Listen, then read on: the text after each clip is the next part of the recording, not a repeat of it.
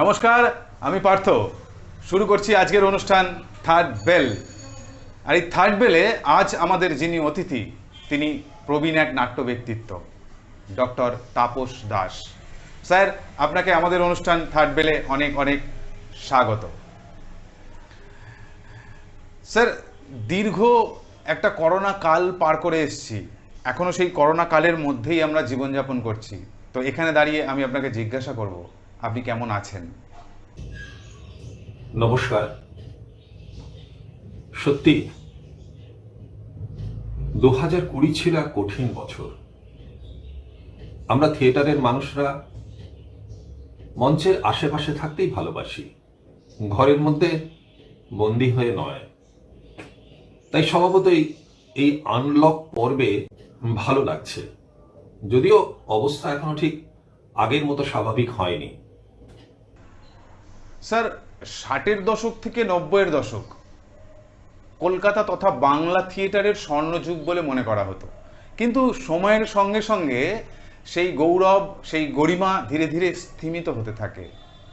এটা কেন, কি কারণ বলে মনে হয় আপনার? বহুবিধ কারণ রয়েছে, সবটা আলোচনা করার মতো পরিসর এখানে নেই। আমি একটু ধর্তাই দেওয়ার চেষ্টা বরং করি। থিয়েটার বরাবরই সমাজ সংস্কারের ক্ষেত্রে প্রধান ভূমিকা নিয়ে এসেছে। 60 থেকে 90 দশকের মধ্যে গণনাট্য আন্দোলন একটা চূড়ায় পৌঁছেছিল। তার কারণ এই সময়ের প্রথম দিকে পশ্চিম বাংলা রাজনৈতিকভাবে একটু টালমাটাল অবস্থার মধ্যে দিয়ে যাচ্ছিল। নকশাল আন্দোলন, দুবার যুক্তফ্রন্ট সরকারের পতন, জরুরি অবস্থা, এগুলো থেকে বেরিয়ে সাধারণ মানুষ মুক্তির দিশা খুঁজে পেয়েছিল গণনাট্য আন্দোলনের উত্তরসূরি গ্রুপ থিয়েটার আন্দোলনে। পরবর্তীকালে আন্তর্জাতিক ক্ষেত্রে সোভিয়েত ইউনিয়ন ভেঙে যাওয়া, ভিয়েতনাম, কিউবা সংবাদ শিরোনাম থেকে সরে যাওয়া, ধনতন্ত্রের পথে চীনের এগিয়ে যাওয়া বাংলার মানুষকে হতাশ করল। যে বামফ্রন্ট লাঙল যার জমি তার স্লোগান দিয়ে মানুষকে উদ্বুদ্ধ করেছিল, অপারেশন বর্গা সফল করেছিল, তারা যখন কৃষি প্রধান একটা দেশে শিল্প আমাদের ভবিষ্যৎ ভাবতে শুরু করলো, তা সরাসরি আমাদের সমাজ ও সংস্কৃতির উপর একটা বিরূপ প্রভাব ফেলল। আমার ধারণা এই সময় থেকেই গ্রুপ থিয়েটারের গৌরব কমতে শুরু করে। স্যার, আপনি বিভিন্ন ফর্মে অভিনয় করেছেন। কলকাতার যে বাণিজ্যিক থিয়েটার, সেই বাণিজ্যিক থিয়েটারকে একটা সময় কিছু গ্রুপ থিয়েটারের মানুষ, কিছু বুদ্ধিজীবী, এরা একটু বাঁকা চোখে দেখত। এ বিষয়ে আপনার মতামত কি? আমি কিন্তু থিয়েটারকে কমার্শিয়াল থিয়েটার, আর্ট থিয়েটার এভাবে দেগে দেওয়া পছন্দ করি না। আমি মনে করি থিয়েটার দু ধরনের, ভালো এবং মন্দ। এবং এই ভালো হচ্ছে যা আমাদের সমাজ ও সংস্কৃতির পক্ষে ভালো। নিজের প্রযোজনাকে বাণিজ্যিকভাবে সফল করার মতো প্রতিভা যাদের নেই, তারাই হয়তো বাঁকা চোখে দেখেন।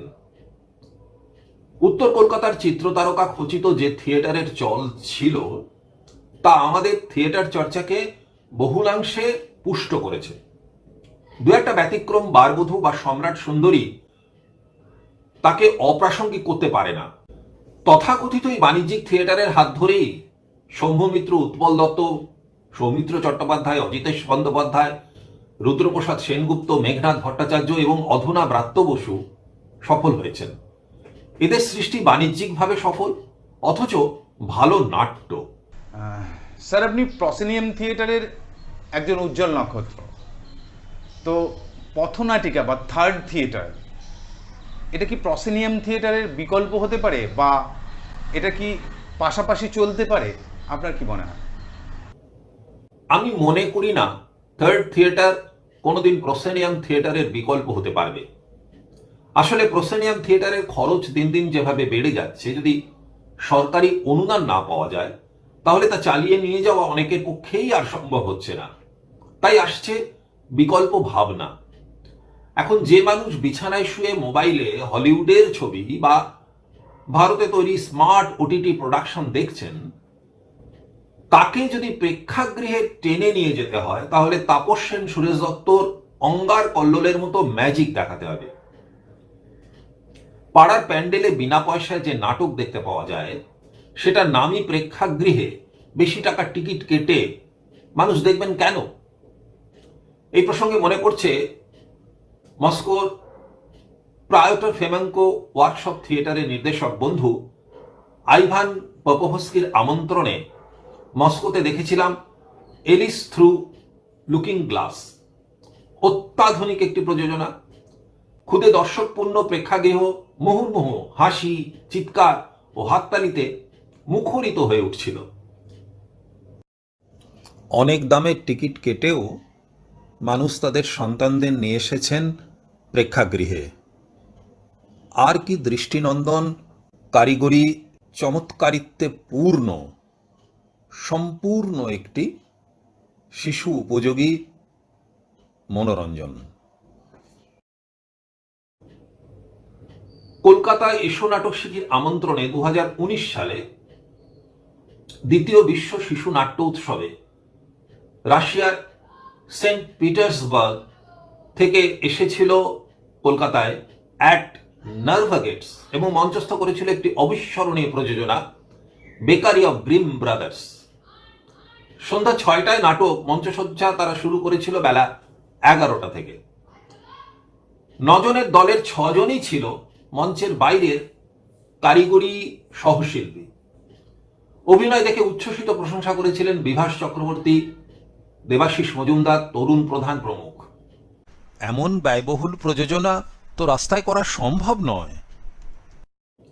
আমাদের থিয়েটারে এত আয়োজনের সঙ্গতি কই? থার্ড থিয়েটার ফর্মের অন্যতম প্রবক্তা পোল্যান্ডের গ্রোটস্কি বলতেন, পুওর থিয়েটার, যে থিয়েটারের আনুষঙ্গিক উপকরণ পুওর অর্থাৎ খুব কম, আর যা পৌঁছে যাচ্ছে সেই দর্শকের কাছে যে পুওর অর্থাৎ টিকিট কেটে নাটক দেখার ক্ষমতা যার নেই। নির্বাচনের সময় দেখা যায় রাজনৈতিক দলগুলির সহায়ক কিছু নাটকের দল সেই রাজনৈতিক দলের প্রচারে পথনাটক করছেন। সেক্ষেত্রে সেটা কোনো রাস্তায় বা কোনো বস্তিতে হচ্ছে।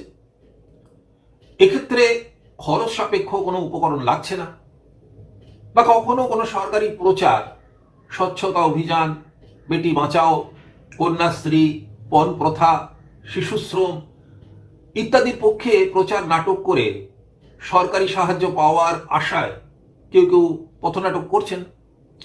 দীর্ঘ লকডাউনে বড় প্রেক্ষাগৃহগুলি যখন বন্ধ ছিল, তখন থিয়েটার তার নিজের তাগিদে ছোট ছোট স্পেসে অল্প দর্শকের সামনে অভিনয়ের আয়োজন করেছে। কিন্তু এগুলি কখনোই প্রসেনিয়াম থিয়েটারের বিকল্প হতে পারে না। আমাদের দেশে থার্ড থিয়েটার ফর্মের পথিকৃৎ বাদল সরকারের এবং ইন্দ্রজিৎ পাগলা ঘোড়া সারা রাত্রির প্রসেনিয়াম থিয়েটারে প্রভূত সাফল্য পেয়েছে। আসলে বাদলবাবু আমাদের দেশজ থিয়েটারের উপাদানগুলির সঙ্গে পশ্চিমী থিয়েটারের উপাদানের এক চমৎকার মিশেল দিয়েছিলেন। আপনার শুরুর দিনগুলো, এই পর্ব শুরু করার আগে আপনার সঙ্গে বিভিন্ন বিষয়ে আমাদের কথা হয়েছে, আপনার শুরুর দিনগুলো যেরকম ছিল, আপনি খুব প্রত্যক্ষ করেছেন নাট্য আন্দোলন। তো সেই নাট্য আন্দোলন বা থিয়েটার আন্দোলন কি এখনো প্রাসঙ্গিক? কি মনে হয় আপনার? গ্রুপ থিয়েটার অবশ্যই এখনো প্রাসঙ্গিক। আমরা যারা মনে করি থিয়েটার কেবল বিনোদনের মাধ্যম নয়, থিয়েটার সমাজ সংস্কারের হাতিয়ার, তারা একে অপ্রাসঙ্গিক ভাবতে যাব কেন? হয়তো বর্তমানে দেখা যাচ্ছে কয়েকটি থিয়েটার গ্রুপ ফিল্ম টিভিতে সফল এক বা একাধিক শিল্পী নিয়ে একটি প্রযোজনা করলে সেটি দর্শকের কাছে সমাদৃত হচ্ছে, কিন্তু এগুলো ব্যতিক্রম। বিশেষ করে গ্রামাঞ্চলে, মফস্বলে এখনো মেহনতি মানুষের শ্রমে, আয়োজনে বড় অংশের যে থিয়েটার হচ্ছে সেটা গ্রুপ থিয়েটার। স্যার, নির্দিষ্ট রাজনৈতিক চেতনা সমৃদ্ধ নাটককে এক শ্রেণীর মানুষ ভালো নাটক বলে মনে করতেন। কিন্তু ক্লাসিক সাহিত্য নির্ভর নাটক, যা মানুষের জীবনের কথা বলে, সুখ দুঃখের কথা বলে, এরকম নাটকগুলো কি ভালো নাটক নয়? কি মনে হয় আপনার? ক্লাসিক সাহিত্য নির্ভর বা মানুষের জীবনের সুখ দুঃখের গল্প নিয়ে লিখিত নাটক নিশ্চয়ই ভালো নাটক, কিন্তু সব নাটকে নির্দিষ্ট রাজনৈতিক বক্তব্য থাকতে হবে এমন দাবি তো আশা করি কেউ করবেন না। বরং এগুলি ক্লিশে হয়ে গেছে। এখন আমাদের ক্লাসিক সাহিত্য নিয়ে, আমাদের শিকড়ের সংস্কৃতি নিয়ে বেশি বেশি করে থিয়েটারে কাজ করতে হবে। আর মনে রাখতে হবে তা যেন সাধারণ মানুষের জীবনের সুখ দুঃখের কথা বলে। আম্বানি আদানির সুখ দুঃখ আমাদের আলোচ্য বিষয় তো হতে পারে না, কারণ ওই পরিবারের মানুষগুলো ডান্স বারে যায়, থিয়েটারে নয়। দায়বদ্ধ শায়ক নাটক গোষ্ঠীর একটি নাটক, যেটা আজকের দিনে দাঁড়িয়ে মাইলস্টোন। কিন্তু এই নাটকটি যখন প্রথম মঞ্চস্থ হয়েছিলেন, বহু বুদ্ধিজীবী, বহু নাট্য ব্যক্তিত্ব এটাকে খুব সাধারণ নাটক বলে মনে করেছিলেন। কিন্তু দায়বদ্ধ আজকের দিনে একটা মাইলস্টোন। এ বিষয়ে আপনার মতামত কি? চন্দন সেন রচিত ও মেঘনাথ ভট্টাচার্য নির্দেশিত দায়বদ্ধ অবশ্যই বাংলা নাটকের মাইলস্টোন। হ্যাঁ, এতে হয়তো উচ্চকিত কোনো রাজনৈতিক বক্তব্য নেই, কিন্তু লরির ড্রাইভার গগনের বাবা হয়ে ওঠা যে গভীর মানবিক মূল্যবোধের পরিচয় দেয়, তা আপামর দর্শককে মোহিত করে। যারা একে অতি সাধারণ মানের নাটক মনে করতেন, তারা হয়তো এর বাণিজ্যিক সাফল্যে ঈর্ষান্বিত ছিলেন। স্যার, আপনি দীর্ঘদিন ধরে এই থিয়েটার জগতের সঙ্গে যুক্ত, থিয়েটারের অনেক উত্থান পতন দেখেছেন। একটা সময় শহর বা মফস্বলের যে নাট্য দলগুলি ছিল, সেখানে নবীন ছেলে মেয়েদের একটা যোগ দেওয়ার একটা অনীহা দেখা যেত। কিন্তু আজ অনেক বেশি বেশি করে নতুন ছেলেমেয়েরা নাট্য দলে যোগ দিচ্ছেন। এটা কি বলে মনে হয়, যে ওই ছোট পর্দায় মুখ দেখানোর একটা প্রলোভন, নাকি নাটককে, অভিনয়কে ভালোবেসে তারা আসছে? কি মনে হয় আপনার স্যার? থিয়েটারের প্রতি এদের কারোর ভালোবাসা নেই এমন কথা বলবো না, তবে অনুদানের থিয়েটারে এখন কিছুটা হলেও তো রোজগারের জায়গা হচ্ছে। আর ছোট পর্দায় তো সবসময় থিয়েটারে কাজ জানা শিল্পীদের কদর আছে। তাই হয়তো নাট্য দলগুলিতে এখন বেশি বেশি করে যুবক যুবতীরা যোগ দিচ্ছেন। আচ্ছা স্যার, আপনার কি মনে হয় যে থিয়েটারকে নির্ভর করে জীবনে প্রতিষ্ঠা পাওয়া বা স্বাবলম্বী হওয়া যায়? না, থিয়েটারকে এই মুহূর্তে রোজগারের মাধ্যম হিসাবে প্রতিষ্ঠা করা যাচ্ছে না। একজন দেবশঙ্কর হালদারকে ব্যতিক্রম হিসেবেই দেখতে হবে। আর আমার তো মনে হয় দীর্ঘ লকডাউন থিয়েটারের শিল্পীদের আর্থিক অনটনের দিকটা একেবারে নগ্ন করে প্রকাশ করে দিয়েছে।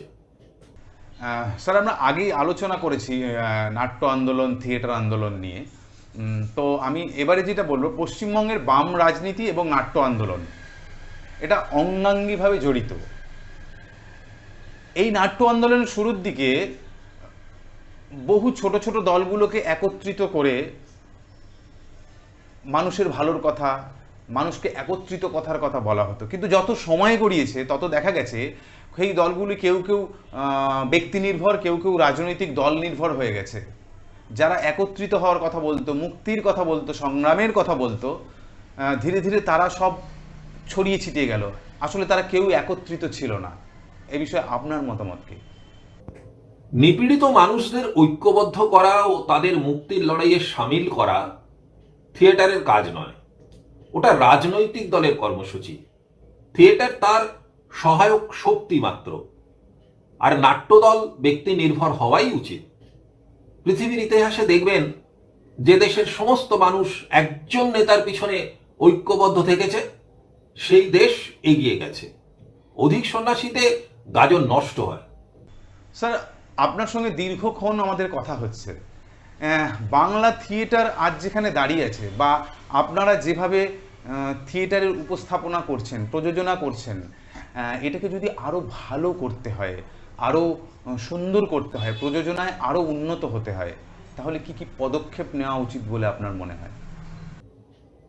সমগ্র আলোচনা জুড়ে সেই কথাগুলোই বলে এলাম।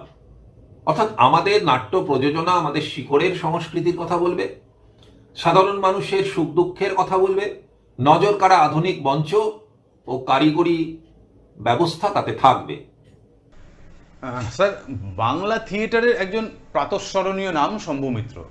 তিনি একবার বলেছিলেন যে সাফল্যের কোনো শর্টকাট হয় না, প্যাশন থাকতে হয়।